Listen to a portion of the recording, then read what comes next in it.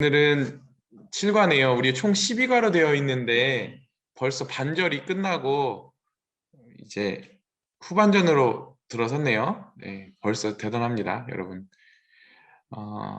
우리 지난 시간에 오늘 자세히 이렇게 리뷰하진 않을게요. 어떤 내용들이 있었는지 간략하게 한번 키워드를 얘기해 볼까요? 어떤 내용들이 있었죠? 율법의 역할. 맞아요. 율법의 역할. 또 그리고 또 유식한 말도 배웠었죠. 가입된 것으로 율법 해가지고 아브라함의 언약과 또 시내산 언약 안에서는 그 시간적 차이가 있고 그 430년 후에 생긴 그 시내산의 언약이 율법이 아브라함의 언약을 폐하거나 대체하는 게 아니라 어떻게 된대요? 같이 오히려 그 아브라함의 언약의 약점들이라고 한다고 하면은 그 죄를 드러내는 정죄의 그런 기능들을 보완하고 나중에 예수 그리스도께서 그 오셨을 때 그 다른 길로 가지 않도록 그때까지 간수하는 역할을 하는 게 율법의 역할이었다. 그리고 이것을 몽학 선생이었다. 이렇게 정리해 봤었죠. 근데 오늘은 7과인데요.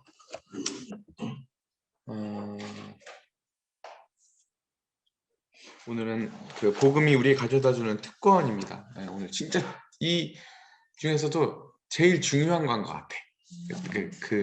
아니 여기서만 다루는 게 아니라 뒤에서 계속 다룰 거긴 한데 되게 오늘 그 키워드가 있어요. 오늘 이 과에 뭘 것 같습니까? 아버지. 아버지 아들. 딱 한마디로 하면은 뭘까요? 자녀됨이에요. 자녀됨이라고 하는 게 아주 우리 구원을 이해하는데 신앙을 이해하는데 아주 중요한 거거든요. 아까 형님이가 말했는데 하나님의 아버지 되심 이거 엄청 중요한 키워드들인데 오늘 그 주제에 오늘 우리가 접근해 볼 거예요. 그래서 오늘 피상적으로만 하는 게 아니라 오늘도 그 안에 있는 또 담겨 있는 풍성한 의미들도 우리 고찰해 볼 거니까 한번 잘 들어보도록 합시다. 오케이? 네, 시작을 하겠습니다. 오늘 성우가 바뀌었네요. 우리 이채연이가 약간 오늘 건강에 문제가 있는 관계로 오늘 네. 복음이 우리에게 가져다주는 특권. 누구든지 그리스도와 합하기 위하여 세례를 받은 자는 그리스도로 옷 입었느니라. 바울이 지금까지 한 모든 말은 이제 절정에 이르렀다. 사실은 복음의 절정이다. 우리가 하나님의 자녀, 곧 아들, 딸이라는 개념은 그리스도인의 삶의 원동력이다.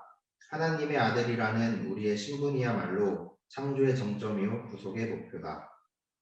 그리스도인이 어떤 존재이며 그게 왜 특권인지 알려면 하나님의 입양을 알아야 한다. 자손이신 예수님은 아브라함에게 약속된 모든 복을 받으신다. 따라서 누구든지 그리스도께 속한 사람은 자동으로 아브라함에 주어진 약속의 상속자가 된다. 이 유업은 어떻게 우리의 것이 되는가? 우리는 성자 예수님을 통해 법적으로 하나님의 자녀가 되어 새로운 신분을 받고 성령을 통해 체험적으로 하나님의 자녀가 된다. 그러니까 오늘 진짜 중요한데 여기 보면 아까 싱클레어 퍼거슨이 쓴 살아계신 하나님의 자녀에 있는 책을 인용을 하잖아요. 거기서 보면 그리스도의 삶의 원동력이 뭐라고요? 하나님의 자녀됨이라고 하는 거예요. 그냥 이 과장하는 말이 아니라 이게 진짜 심장과 같은 거예요. 하나님의 자녀됨이라고 하는 것은 우리의 신앙 전반을 이해하는데 진짜 중요한 핵심이에요. 핵심. 그리고 여러분 우리 교회 안에도 많이 설명을 드렸을 건데 다시 한번 들어보세요. 오늘 하나님이 하실 수 없는 일이 있어요. 하나님 어떤 하실 수 없는 일들이 몇 가지가 있으시죠. 하나님이 전지전능하신 분이신데 그분과 속성이 반대되는 일들 못 하시잖아요. 그분 죄를 지을 수 없으시고 또 하나 하실 수 없는 일이 있다고 하면 하나님은 그분 자체가 신이시잖아요. 신적 존재를 만들 수 없겠죠. 같은 반열에 있는 신의 존재는 창조되는 순간 그것은 신이 아니잖아요. 그죠? 그렇죠. 그러니까 우리가 하나님의 형상대로 만들었어도 우리가 하나님 앞에 존귀한 자로 만들었어도 우린 여전히 뭐예요? 아담과 하와가 완벽했잖아요. 그럼에도 불구하고 하나님의 자녀는 아니었죠. 여전히 무슨 관계였어요? 그리고 또 하나는 뭐냐면 하나님께서 아담과 하와에게 우리가 왜 아담과 하와를 이렇게 선악과를 따먹을 수 있는 선악을 알게 하는 실과를 이렇게 먹게 하셨는가에 대한 질문들을 하잖아요. 근데 더 냉정히 가서 보면 어떤 분들은 뭐 자유의지 맞아요. 그 말도 맞아요. 자유의지를 주셔야만이 진정한 사랑의 관계가 되고 인격적 관계가 되기 때문에 하나님께 자유를 주신 것도 맞아요. 근데도 불구하고 하나님은 아담과 이브가 선악과를 먹을 것을 몰랐을까요? 이미 다 하나님 허용하셨어요. 실제 하나님은 또 실제로 허용 안 하실 수도 있었어요. 그러니까 아까 왜 하나님은 왜 그러셔야만 했을까요? 피조물인 것을 알게 하시고 아니, 그것보다는 미안한데 왜 그러냐면 하나님이 왜 그렇게 하셨냐면 우리 자녀 삼으시기 신적 존재를 못 만드시는데 타락함과 동시에 하나님이 우리를 구속하신 예수 그리스도 안에서 그냥 이론적으로 자녀됨이 아니라 그분의 신적 반열에 들어간다니까 우리가. 그러니까 하나님의 가족이 되는 거야. 신의 가족이 되는 거라고. 그러니까 이 신분은 엄청난 거예요.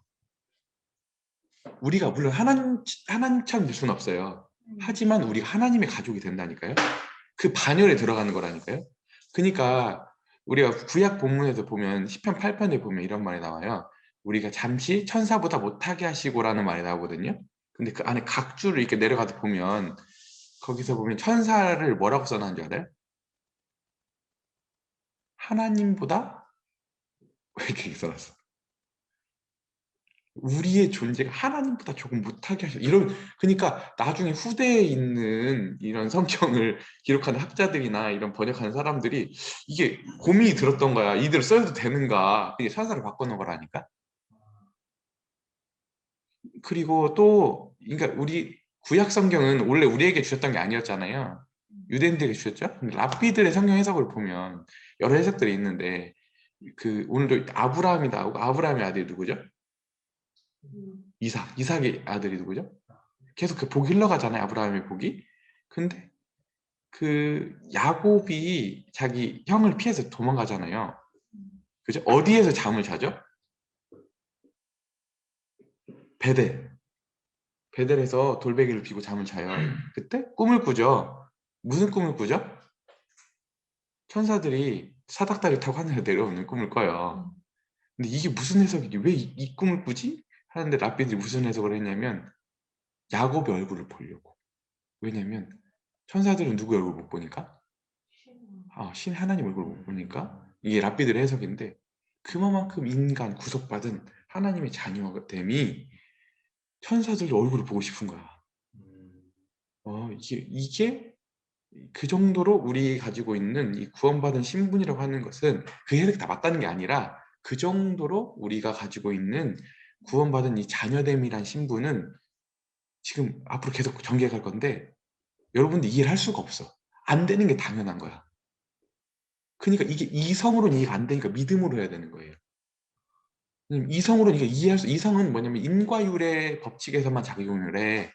그래서 초월에 있는 지금 이 어마어마한 하나님의 이 복들은 믿음으로만 볼 수 있어. 그래서 성경에 계속 비유를 할 때 천국은 마치 뭐와 같다. 뭐와 같다. 이렇게 하는 게 천국 마치 감추어진 보화와 같다. 숨겨져 있다. 그 어마어마한 가치가. 이해되겠죠? 네, 그래서 오늘 이 자녀됨의 자녀됨이라고 하는 것은 엄청난 특권을 가지고 있는데 여기 따라서 누구든지 그리스도에 속한 사람은 자동으로 아브라함에게 주어진 약속의 상속자가 된다고 하는 거예요. 그죠? 누굴 통해? 예수 그리스도를 통해서. 계속 우리가 배웠던 거죠. 지난 시간까지.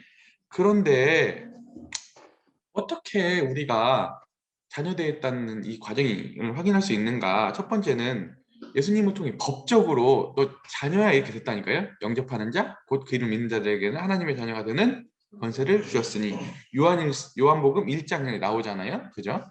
그런데 그 말씀은 그런데 내게 체험이 돼야 될 거 아니야. 어떻게 체험되냐면 여기 보면 누굴 통해서? 성령을 통해서 체험으로 하나님의 자녀가 된다고 하는 거예요. 그러니까 법적인 건 추상적이잖아. 아직 내 경험이 되거나 내가 인식되진 않잖아. 근데 성령께서 내가 하나님 자녀이구나라는 것을 확정해 주신다니까요. 하나님의 영이 성령께서 우리의 영과 더불어서 우리가 하나님의 자녀인 것을 증언한다 이 말이 있어요. 이것은 뒤에 더 다룰 거예요. 더 깊게 다룰 거예요. 이해됐죠? 이해돼서 끄덕여 보세요. 네, 그리고 그다음 읽어주세요. 하나님의 아들 그리스도인의 삶의 핵심은 3장 26절이다. 너희가 다 하나님의 아들이 되었으니 우리는 이미 하나님의 자녀다. 이는 우리의 목표점도 아니고 미래에 얻을 바도 아니다. 이미 주어진 우리의 현 상태다. 하지만 이 아들 신분은 만인 보편의 것이 아니다. 우리는 그분께 지음받았다는 일반적 의미에서 하나님의 자녀인 게 아니다. 물론 모든 인간은 하나님의 형상대로 지음받았으므로 어떤 의미에서 다 하나님의 소생이다. 하지만 여기서 바울이 말하는 관계는 그보다 훨씬 깊다. 이 아들 신분은 믿음으로 말미암아 그리스도 예수 안에서 주어진다. 참 아들이신 그분을 믿어야만 우리도 아들이 된다. 하나님이 우리를 입양하심은 바로 믿음을 통해서다. 남녀 모든 그리스도인이 남성 단어 아들로 지칭된 것을 못마땅해 하는 이들이 많다. 어떤 사람들은 너희는 다 하나님의 자녀가 되었으니 라는 번역을 선호한다. 그러나 성경의 어법을 너무 서둘러 고치면 바울의 말의 혁명적 성격은 물론 철저한 평등주의까지 놓친다. 웬만한 고대 문화에서 딸은 재산을 상속받을 수 없었다. 그러므로 아들은 법적 상속자를 뜻했다. 여자에게는 금지된 지위였다. 그런데 복음은 우리 모두가 그리스도 안에서 하나님의 아들이라고 말한다. 우리 모두가 상속자다. 비슷한 표현으로 성경은 남자까지 포함하여 모든 그리스도인을 그리스도의 신부로 통칭한다. 하나님은 어느 한 성에 국한된 은유를 쓰실 때도 공평하시다. 남자도 성자 예수님의 신부이고 여자도 하나님의 아들 곧 상속자다.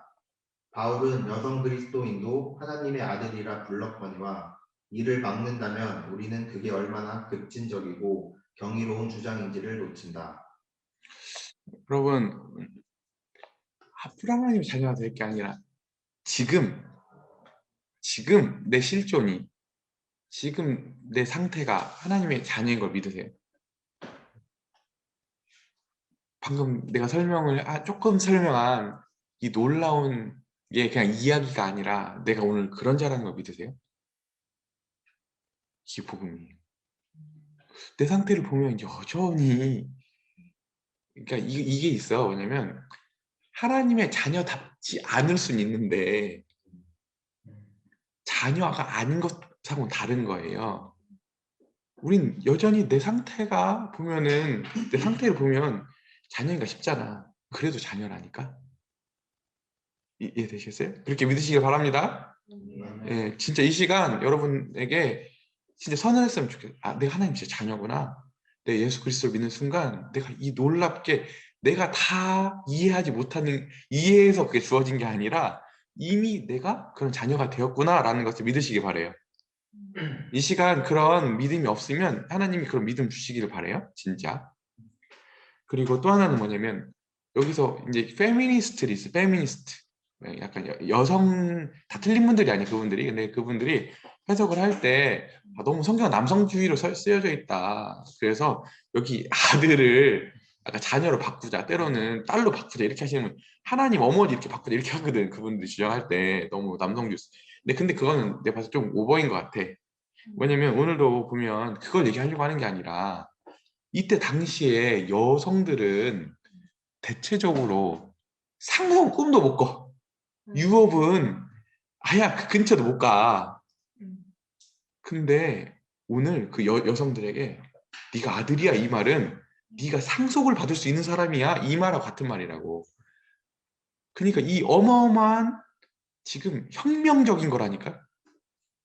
그러니까 우리가 일상 살면서 우리 그때 당시 자매님들 생각해봐. 자매님들은 아야 이 땅에 사는 동안 상속이라는 거 꿈도 못 꿨는데 갑자기 믿고 나니까 그것도 우리가 지금 당장 확인되진 않지만 저 높은 하나님이 당신이 딸이지만 상속자가 되었 이렇게 했을 때 그 감격이 지금 우리가 생각하는 것보다 요즘은 여자들도 상속 받으니까 그게 감흥이었겠지만 이때 당시에 얼마나 혁명적이었겠어. 그러죠? 그러니까 그 말을 하고 있는 거예요. 당시에 자매님들에게도 여자들에게도 복음이 얼마나 충격적이었는지 알 수 있겠죠. 우리가 느끼는 것보다 더 컸겠지, 충격이. 자매님들도 아들이 된 겁니다. 이제 하늘에 하나님이 나중에 무궁무진한 여러분들이 지금 상상하지도 못할 유업을 준비하고 계세요. 그게 없으면 신앙생활 하는 게 진짜 이게 굳이 할 필요 없어. 내가 이해되겠어요?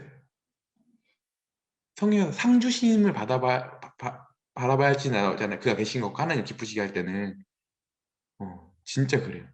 그게 없으면 우리 진짜 불행한 사람이 되는 거예요. 우리는 진짜 유업이 기다리고 있어요. 또 하나, 그 다음, 그런데 우리가 법적인 상속자가 되었죠. 근데 그 상속자가 되었다는 것을 표시해 주는 게 뭘까요? 그 다음에 나와 있어요. 읽어봅시다. 네. 그리스도로 옷 입은 우리 그리스도를 믿으면 어떻게 하나님의 아들로 간주되는가? 27절에 나와 있다. 바울은 이 신자들이 믿음으로 말미암아 그리스도로 옷 입었다고 말한다. 옷 입는 비유는 바울이 즐겨 사용한다. 여기서 그는 그리스도 자신을 의복에 견준다. 그리스도로 옷 입는다는 개념에는 네 가지 놀라운 의미가 담겨 있다. 첫째, 우리의 기본 정체는 그리스도 안에 있다. 옷차림은 남들에게 내가 어떤 사람인지를 보여준다. 거의 모든 복식이 사실은 내가 동일한 성별이나 사회 계급이나 민족 집단에 속해 있음을 보여주는 제복이다. 그리스도가 우리의 옷이라는 말은 우리의 궁극적 정체성이 그 어떤 분류 기준에도 있지 않고 그리스도 안에 있다는 뜻이다. 둘째, 우리는 그리스도와 가까운 사이다. 옷은 어떤 소지품보다도 몸에 가까이 있다. 우리는 매 순간 옷의 보호를 받는다. 옷은 어디나 우리와 동행한다. 따라서 그리스도가 우리의 옷이라는 말은 항상 그분을 의지하고 실존적으로 의식해야 한다는 뜻이다. 영적으로 그분의 임재를 연습해야 한다. 셋째, 그리스도를 본받는다. 그리스도의 임재를 연습하려면 마치 직접 그분의 면전에 있는 것처럼 늘 생각하고 행동해야 한다. 성경에 이와 비슷한 표현으로 하나님 앞에서 행한다는 말이 있다. 삶의 모든 영역 속에 예수님을 모셔드려 그분의 뜻과 그분의 영에 맞추어 변화시킨다는 뜻이다. 우리는 그분의 덕과 행동을 입어야 한다. 차림새가 예수님과 같아야 한다. 넷째, 하나님이 우리를 받아주셨다. 끝으로 옷에는 장식의 의미도 있다. 옷은 벌거벗은 몸을 가려준다. 타락 이후로 하나님은 우리의 수치를 가릴 옷을 공급해 주셨다. 그리스도가 우리의 옷이라는 말은 그분이 이루신 구원 덕분에 하나님 보시기에 우리가 사랑받는다는 뜻이다. 하나님은 우리를 보실 때 아들 예수님을 보심으로 우리도 아들로 보신다. 예수님은 자신의 완전한 의를 우리에게 주어 있게 하셨다. 이렇듯 갈라디아서 3장 27절은 완전히 새로워진 삶에 대한 대담하고도 포괄적인 은유다. 이는 계속 그리스도를 생각한다는 뜻이다. 우리의 모든 생각과 언행 속에 그분의 영과 성품을 불어넣어 흠뻑 배어들게 한다는 뜻이다. 이 정도면 계율과 규정을 지키는 차원은 훌쩍 넘어선다. 그분을 늘 사랑하여 그분으로 충만한 상태다. 그리스도인은 하나님께 온전히 받아들여지거나 그 상태를 유지할 목적으로 모세 율법에 따로 더 헌신할 필요가 없다. 이미 그리스도로 옷 입었기 때문이다. 상속자가 되었다는 표시가 뭐라고요? 그리스도 옷이에요. 옷, 의복. 그러니까 의복이 진짜 중요해요. 그러니까 의복이 이제 우리 여러분 코코 샤넬 있죠? 코코 샤넬이 뭐예요? 여러분 명품으로만 아시죠? 근데 그런 게 아니라 코코 샤넬이 원래는 여성들의 지위, 당시에 굉장히 여성 기성복을 혁신으로 만든 사람이에요. 그러니까 원래는 여자들이 다 그 시대에 여성의 지위나 이런 분위기를 나타내는 거 이렇게 펑퍼짐한 치마여서 딱 그 스커트 이런 우리가 나오는 이런 유명한 디자이너들은 명품 막 돈 때문에 한 게 아니라 그냥 혁신을 일으킨 사람들이에요. 디자인적으로. 그러니까 이 옷이라고 하는 것은 그냥 단순히 그것만 있는 게 아니라 그 시대에 어떤 지위나 신분 이런 걸 나타내는 거예요. 그래서 오늘 예수님으로 옷 입었다라고 하는 것은 우리 지위와 신분을 나타낸다고 하는 거거든요. 그리고 또 하나는 뭐냐면 이렇게 첫 번째는 그래서 성별이나 사회 계급이나 민족 집단에 속해 있음을 보여주는 제복이죠. 더구나 옛날엔 더 그랬거든요. 지금 옷이 많잖아요. 근데 이 시대는 옷이 굉장히 귀했던 시대거든요. 그래서 저 사람 옷을 딱 보면 저 사람이 어떤 신분에 처해 있는지, 어떤 위치에 있는지 알 수 있죠. 요즘도 제복이 그 사람을 드러내주잖아요. 그런 것처럼 옷이 신분을 드러내주는 거예요. 그러니까 우리가 예수님을 옷 입었다는 것은 우리의 신분이 어떤 신분인지를 가장 잘 드러내주는 단어겠죠. 두 번째는 뭐예요? 그분의 옷이 가장 가깝다고 하는 거죠. 우리 옷이 이렇게 항상 입고 있잖아요. 그런 것처럼 우리 주님하고 항상 밀접하게 그분을 임재 연습, 그분과 항상 가깝게 지내고, 그 다음에 이게 더 나아가서 어디까지 가는 거냐면 그리스도를 본받는 데까지. 예, 그죠? 예. 왜냐면 여러분 예수 그리스도 옷을 입었다고 하는 것은 실은 또 이게 아주 의복도 철학적으로 연구해 보면 굉장히 깊어요. 의복이 우리에게 우리 행동에 영향을 줘요. 옷을 입는 것이 우리의 영향을 준다니까요. 옷을 이렇게 어마어마한 영향을 주게 돼 있어요. 연구가 다 돼 있어. 그런 것처럼 우리가 예수 그리스도로 옷을 입었다고 하는 것은 그리스도를 닮아간다고 하는 거예요. 그걸 항상 인식을 하면 어떻게 했어요? 내가 예수 그리스도 옷 입었구나. 하나님이 보실 때도 예수님을 통해서 보시고, 사람들이 볼 때도 나는 어떤 사람이야? 예수님 옷 입은 사람이잖아. 거기 걸맞게 행동하겠죠. 그래서 예수님을 닮아가는 거예요. 마지막 네 번째는 뭐냐면 하나님께서 우리를 받으셨다, 용납해 주셨다고 하는 거예요. 이 이야기들이 또 성경에 나오죠. 하나는 거절된 사례가 나오고 하나는 받아들여진 옷을 통해서 표현된 데가 있는데, 첫 번째는 받아들여진 장면 어딜까요? 탕자 이야기에 보면 탕자 돌아왔을 때 옷을 입히잖아요. 그죠? 그 거지가 된. 그게 뭐냐면 그냥 그런 게 아니라 아들이라고 하는 표시인 거예요. 두 번째, 거절된 사례들도 있는데 어디에 나오냐면 마태복음 22장에 보면 이제 임금이 잔치에 초대하거든. 근데 어떤 사람이 의복을 입지 않았어.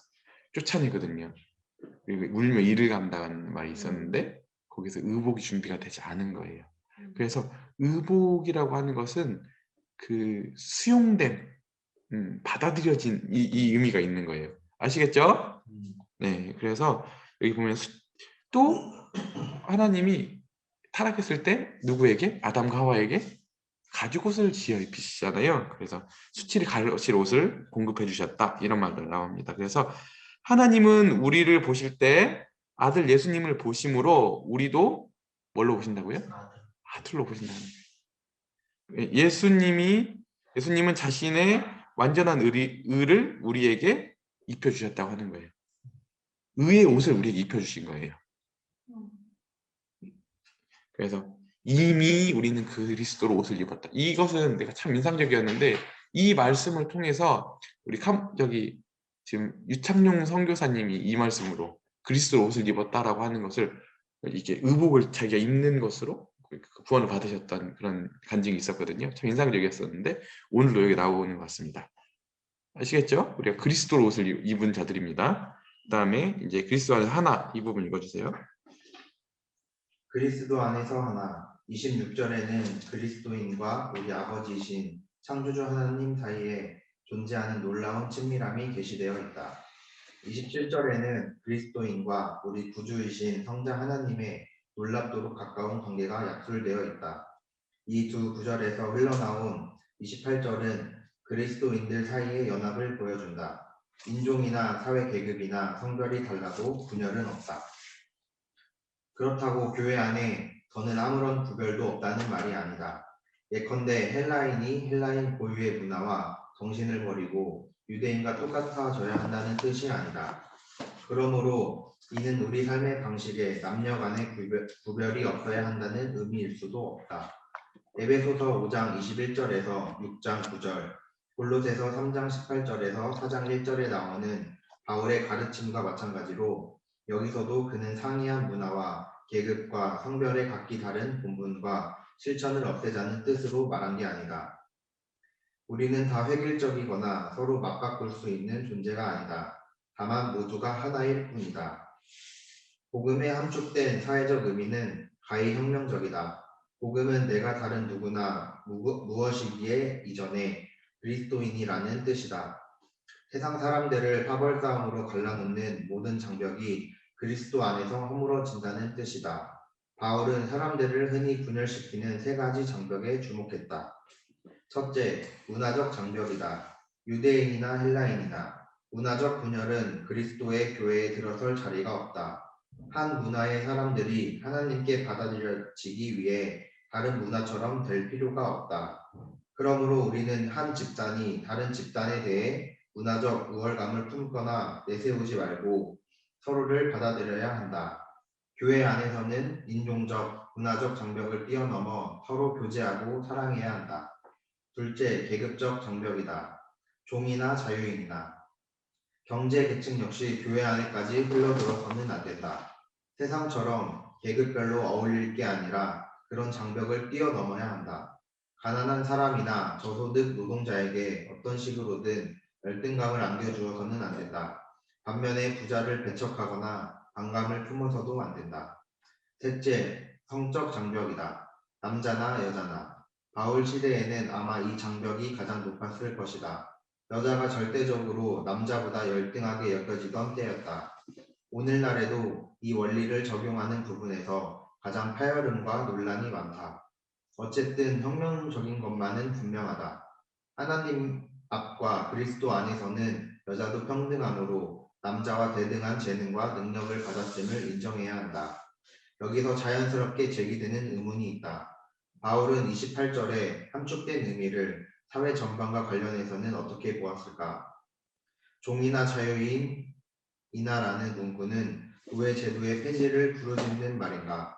만일 그렇다면 왜 그는 에베소서 6장 5절에서 8절과 골로새서 3장 22절부터 25절에는 종들에게 부지런히 일할 것을 당부했는가?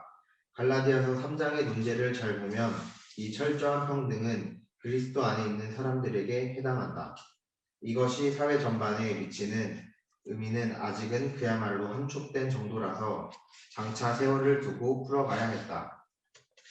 일례로 대부분의 고대 사회는 장자 상속권이라는 법을 따랐다.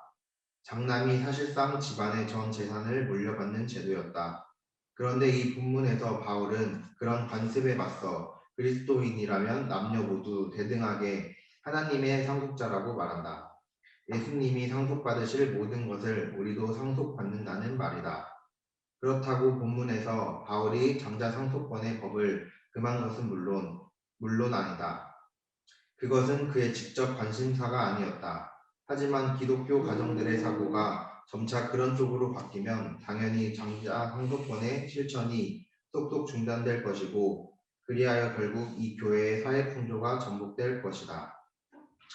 바울이 전한 이 진리는 장기적으로는 사회 전반에 걸쳐 그리스도인들의 생활 방식에 영향을 미치도록 되어 있다. 복음의 자유는 삶 전체에 대한 우리의 태도를 바꿔 놓을 수밖에 없다. 하지만 이번 가르침에서 사회 전반의 변화는 바울의 당면 관심사가 아니다.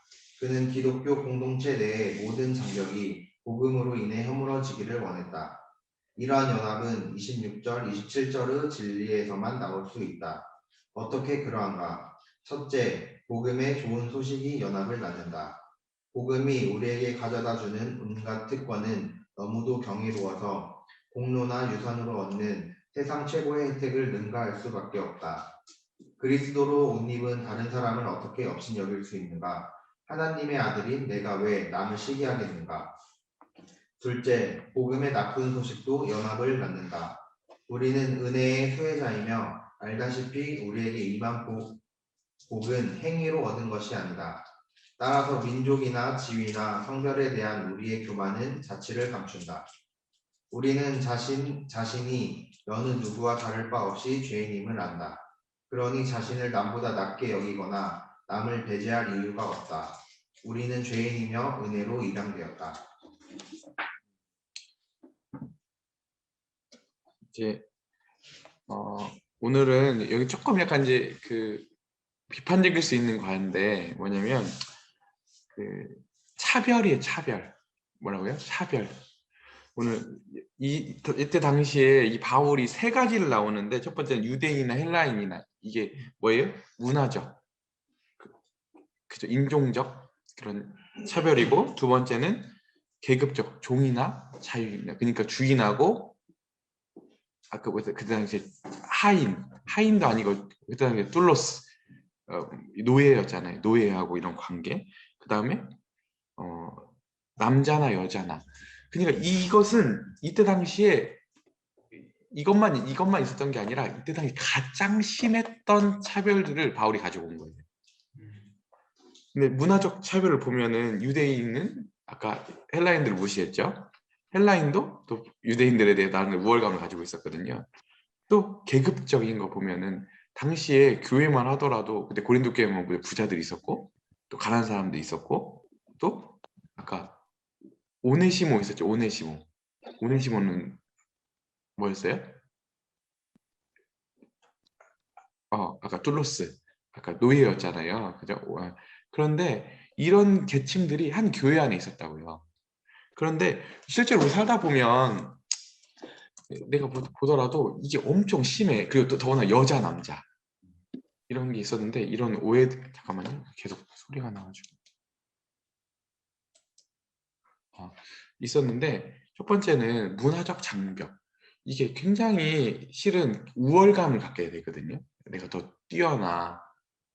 이게 꼭 교회뿐만 아니라 사회적으로도 어떤 우월한 문화에 있으면 그게 어디로 가냐면 당연하게 내가 우월한 문화에 있으니까 누군가를 지배해도 돼. 이런 데로 간다고요. 그 정당화하는 대로 이런 우월감을 사용하거든요. 또 하나는 뭐냐면 계급적 장벽.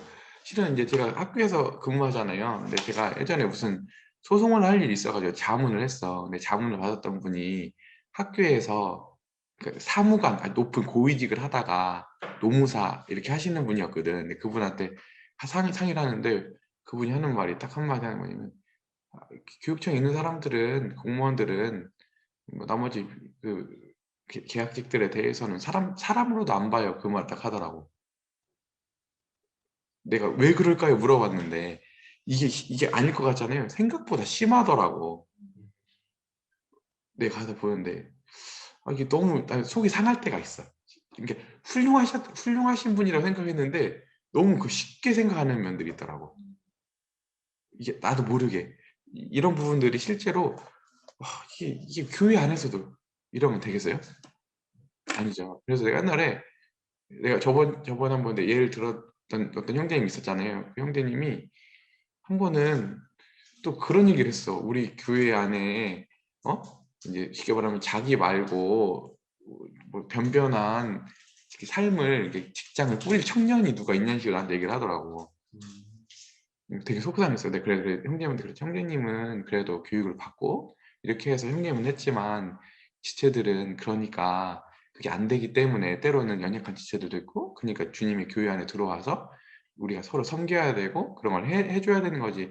형제님이 형제님이 있는 그런 지식이나 형제님이 지위가 그냥 그 지체를 판단하도록 쓴 게 아니라 오히려 형제님이 섬겨야 되지 않겠냐 이렇게 반문을 했거든요. 이해되겠어요? 예. 그러니까 교회 안에서도 이런 것들을 내세운다는 것 자체가 얼마나 부끄러운 일이겠어요. 그죠? 근데 또 한편으로는 그런 것만 있는 게 아니라 오히려 또 여기 보면은 반면에 부자를 배척하거나 반감을 품어서도 안 된다. 내가 또 심리학을 또 전공했거든요. 특수교육만 한 게 아니라 연구가 있어. 어떤 연구가 있냐면 그 예전에 그 미국의 노동자 계층 있잖아요. 노동자 계층에 있는 아이들에게 나중에 너 뭐 되고 싶어? 이렇게 하니까 아이들이 뭐겠어요?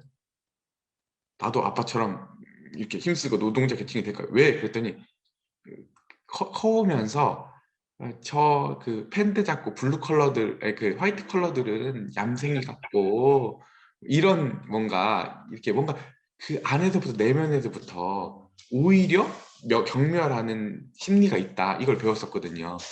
이것도 아니라는 거예요. 이게 다 아니에요. 둘 다. 우월감을 갖는 것도 아니고 오히려 그런 걸 가지고 더 옹졸하게 이것을 가지고 저런 건 이게 아니거든요. 다양한 거지. 이해되시겠죠? 네, 그래서 우리가 균형을 갖는 게 중요한 것 같아요. 균형을. 근데 때로는 교회 안에서 보면 아까 오히려 그런 우월한 거 진짜 때로는 진짜 예전에 보면은 우선 넘어갈게요. 이건 너무 이게 리얼하면 또 은혜가 안 되니까. 또 근데 성적 장벽이 있었거든요. 성적 장벽. 이때는 진짜 여자는 숫자에도 안 들어갔어. 여자는 숫자로도 안 쉬었다고.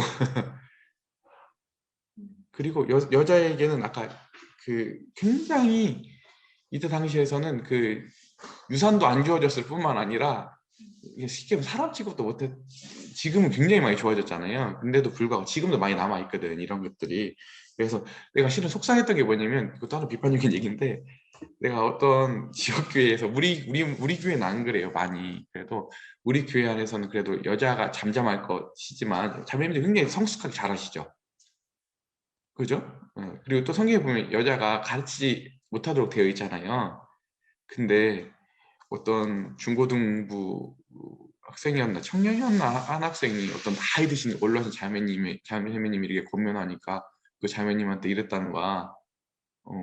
왜 형제를 가르치냐고. 네, 그 형제는 나한테 왔으면 진짜 근데 맞았어야지 머리 이렇게. 말도 안 되는 거예요. 이게 그러라고 쓰여진 게 아니거든요. 원숙한 게 아니에요. 그걸 진짜 문자 그대로 너무 비인격적으로 그걸 소화한 거지. 이해되겠어요? 우리 교회 안에서 진짜 그랬으면 좋겠어요. 형제님들이 우리가 진짜 요즘은 다 무너졌거든요. 이런 남성 목회 다 요즘 여자 목회자를 다 웬만한 교사들이 다 세우잖아요. 우리 남성에 의한 리더십을 끝까지 성경적으로 주장하는 교회잖아요. 그러면 그럴수록 더 자매님들을 더 존중해야 돼요. 더 가정에 더 사랑해야 돼요. 그리고 모든 일이 있을 때 자매님들에게 형제들이 폭력적인 권한 행사가 아니라 인격적이고 감화적인 이런 리더십을 보이지 않으면 더 문제가 있는 거예요. 하나님은 그걸 원하시는 게 아니거든요. 잘 알아들어야 돼요. 그죠? 우리가 더 성경적으로 하면 할수록 그렇게 폭력적으로 가서는 안 되는 거예요. 그래서 우리가 진짜 이제 주님 안에 들어오면 남자건 여자건 그죠? 다 존중받아야 되죠. 근데 지금 이게 많이 해도 되는데 옛날 더 심했어요. 그죠? 우리 어머니 세대만 하더라도 항상 여자는 진짜 이런 말 있잖아요. 내가 드라마 보면 남자는 하늘, 여자는 땅, 막 이런 제 생각해 보면 진짜 무모한 이런 이해들이 있었는데 지금 많이 없어졌지만 이때 당시엔 더 심했어요. 그런데 이게 주님 안에 들어오니까 예수 그리스도 안에 예수 그리스도를 믿는 믿음으로 하나님의 자녀가 된다고 하는 것은 이 모든 조건들을 다 패하는 거예요. 왜냐하면 잘 들으세요. 우리가 이런 조건을 처음에는 작게 가질 수도 있고 가지고 있는데 나중에 인간은 죄인이 돼 어디로 가냐면 너랑 나랑은 날 때부터 종자가 달라. 이 지점으로 간다니까요. 그러니까 나중에 이 세상에서도 어떤 권력을 잡은 사람들은 나중에 뭘 하냐면 신화화를 하잖아. 신화화. 아래서 나왔다던가 영웅화를 하는 그 무슨 말이야? 너랑 나랑은 종자가 다르다잉? 이거 하는 거예요. 근데 성경에서는 뭐라고 하냐면 니네들 다 어떤 형제님이 그랬는데 다 이게 피 남은 다 빨간 피 나온다고. 이게 되겠어요? 다 죄인이란 말이에요. 다 죄인. 왜 하나님이 우리를 죄 아래 가두시고 믿음으로 하신 거냐면 우리가 다 같다는 거예요. 더 나은 인간도 날 때부터 더 나은 종자도 없다는 거예요. 그잖아요? 이게 안 되네. 아직 여러분들이 지금 이제 또 사회로 나가서 이 사회 쓴맛을 봐야지. 그냥 그때 한 말이 그 말이었구나. 이게 이해가 되지. 유선재 묻는구만. 좀 경험하고 있어. 네, 그렇습니다. 그래서 또 하나는 뭐냐면 이제 공동체 안에서 옆에 보세요. 이제 우리 믿음의 눈으로 봐야지. 형제 어떤 옷을 입고 있어 지금? 옆에 있는 지체 봐 어떤 옷을 입고 있어? 네, 그리스도의 옷을 입고 있죠. 그래서 그리스도로 옷 입은 다른 사람은 어떻게 업신여길 수 있겠는가? 그죠? 여러분이 은사를 받은 것도 내가 진짜 이거 실수 많이 하는 것 같아. 나는 실은 하나님이 진짜 난 감사하게 은사를 그래도 비교적 많이 주신 편인 것 같아요. 그래서 나는 그냥 보면은 나는 내가 우월하다고 생각한 적이 없는데 그냥 이게 당연히 돼야 된다고 생각을 해 그냥. 근데 때로는 우리 자매가 듣는 말, 여보에겐 당연한데 그 지에게 당연하지 않을 수 있어요. 이 말을 자매한테 듣거든. 이해 되겠어요? 예. 그렇지. 이것도 내가 하나님께 받은 거지. 그 사람은 하나님이 다른 걸 주셨지. 내가 받은 거지. 내가 훌륭한 건 아니잖아. 내가 우월하다고 말하면 이거 완전히 진짜 이율배반이지 진짜 이게. 그잖아요. 받지 않은 게 하나도 없다고 찬양을 해놓고 이건 내가 가진 거 있으니까 쟤보다 내가 우월하다고 생각을 하면 되겠냐고 이게. 안 되겠죠? 네, 우리가 진짜 건강한 영성으로 가려면 어디로 간다고요? 우리는 항상 그 근간은 우리가 다 죄인에서 출발되어서 다 은혜를 입은 자들이다. 근데 또 하나는 뭐냐면 이거 하면 이제 또 하나 다 똑같다고 가면 안 되는 거야 또. 그건 또 인격이 아닌 거예요. 신앙이 성숙한 지체도 있고 우리가 존경해야 될 지체도 있고 이래야 되는 거예요. 이것까지 다 무너뜨리자는 걸 하는 건 아니에요. 아시겠죠? 예.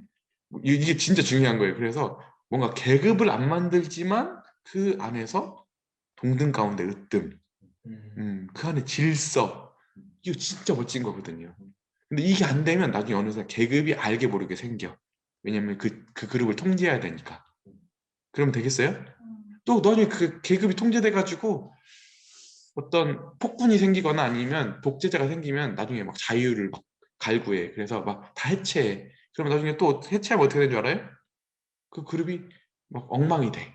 그럼 또 다시 독재자가 나와. 이게 인간의 역사예요, 역사. 역사는 이걸 얘기하는 거예요. 성경은 그 지점을 안 가는 거죠. 아시겠죠?